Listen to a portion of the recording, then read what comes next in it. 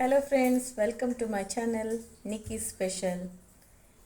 ಇವತ್ತು ನಾನು ಮಾವಿನ ಹಣ್ಣಿನ ರಸಾಯನ ಹೇಗೆ ಮಾಡೋದು ಅಂತ ತೋರಿಸ್ಕೊಡ್ತಾ ಇದ್ದೇನೆ.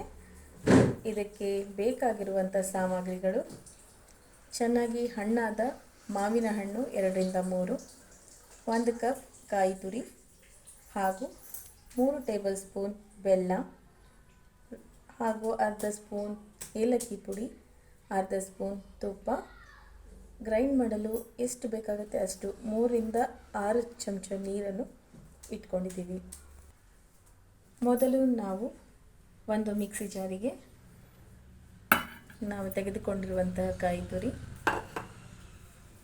ಹಾಗೂ ಬೆಲ್ಲ, ಸ್ವಲ್ಪ ನೀರನ್ನು ಹಾಕ್ಕೊಂಡು ಈಗ ನಾವು ಈ ಮಾವಿನ ಹಣ್ಣನ್ನು ಕಟ್ ಮಾಡ್ಕೊಳ್ಳೋಣ.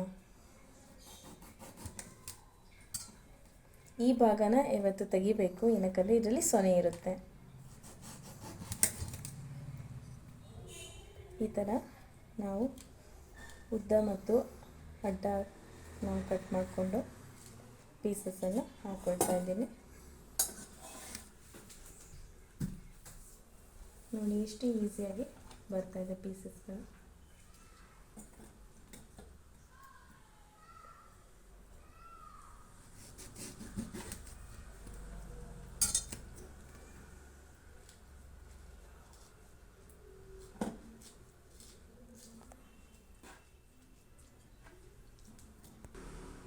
ಈ ವರಟೆ ಏನಿದೆ, ಮಾವಿನ ವರಟೆ, ಇದನ್ನು ಕೂಡ ಸೈಡಲ್ಲಿರೋ ಪಲ್ಪನ್ನಷ್ಟೇ ತೆಗೆದುಕೊಳ್ತಾ ಇದ್ದೀವಿ ನಾವು.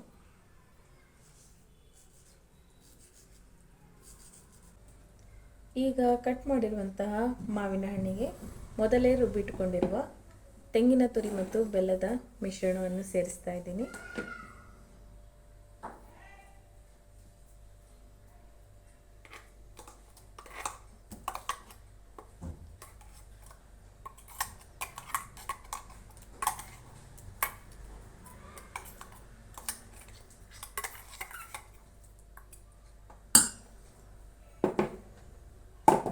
ಹಾಗೂ ಸ್ವಲ್ಪ ಏಲಕ್ಕಿ ಪುಡಿಯನ್ನು ಹಾಕ್ತಾ ಇದ್ದೀನಿ, ಅರ್ಧ ಟೀ ಸ್ಪೂನನ್ನು.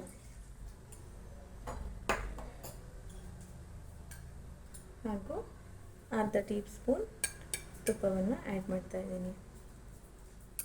ಇದನ್ನು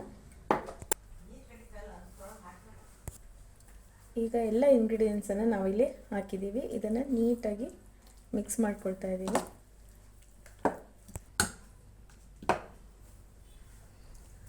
ಈಗ ಮಾವಿನ ಹಣ್ಣಿನ ರಸಾಯನ ರೆಡಿಯಾಗಿದೆ. ಇದನ್ನು ಇವಾಗ ಒಂದು ಸರ್ವಿಂಗ್ ಬೌಲಲ್ಲಿ ತೆಗೆದಿಟ್ಕೊಳ್ಳೋಣ. ಈಗ ಮಾವಿನ ಹಣ್ಣಿನ ರಸಾಯನ ಸವಿಯಲು ಸಿದ್ಧವಾಗಿದೆ.